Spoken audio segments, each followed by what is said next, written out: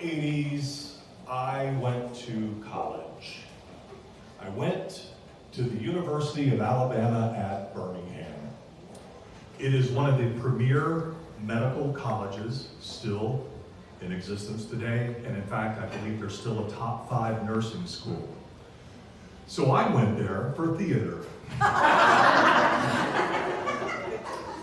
So I was a theater major, and one of the things that we did was we had ensemble groups that the students were divided up into to perform throughout the city. So we would do that on Fridays because we didn't have classes on Friday.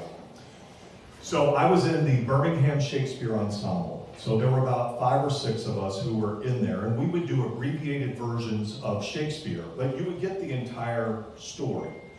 And we would go to various high schools, middle schools, and put on, the performance. And we would do Macbeth, we would do some sonnets, we would do a little bit of everything, but one of our most populars was Romeo and Juliet.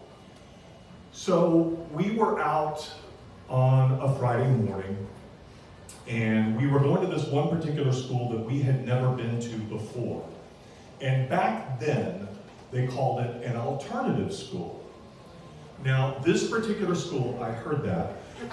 This particular school, that was a knowing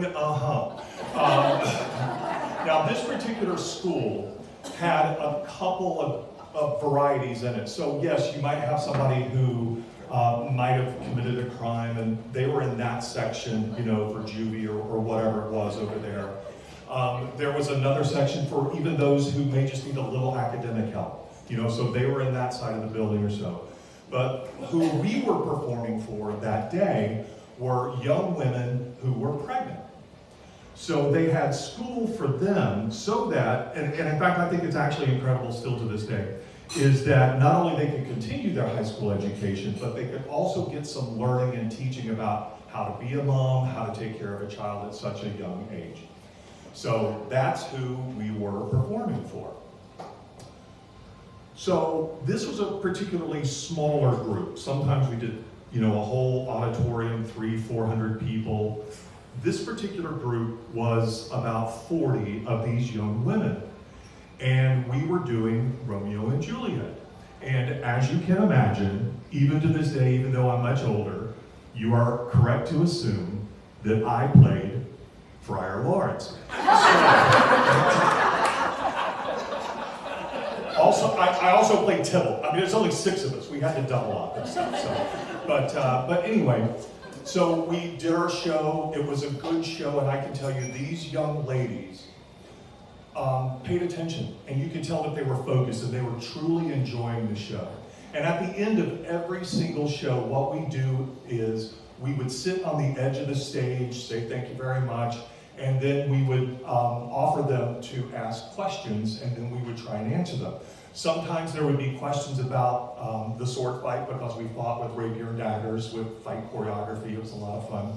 And except when you got stabbed in the thorax, because that really hurt. So they would ask about that, or they would ask, is it difficult to learn Shakespeare, or how did you, any question along those lines. But this one young lady in the front, she raised her hand and she said, I don't understand. I don't understand this play. Why would Romeo and Juliet die for this? And we were like, wow, what an amazing question to be asked. We don't typically get that kind of question. Now, sitting next to me was our stage captain. His name is Alan. He had been in the group for a couple of years. And Alan paused for a second, and then he started to answer. And he looked right at this young lady, and he said, do you know anything about passion?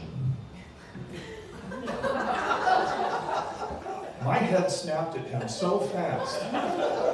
And he's talking about unrequited love and sometimes making a bad judgment, because passion and love can sometimes take over. And I'm like, dude, you gotta shut up.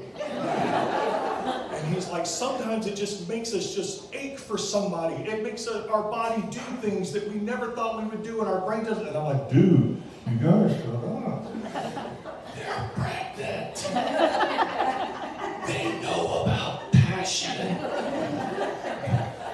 So eventually, he got the idea to shut up, and we kind of moved on with that. But one of the things that I told him, you know, as we left, packed up all of our stuff, I said, Alan, I said, you have to understand, we will never perform for another group of people who understand Romeo and Juliet more than that group we just performed for, and you wouldn't shut up about passion. So anyway, thank you.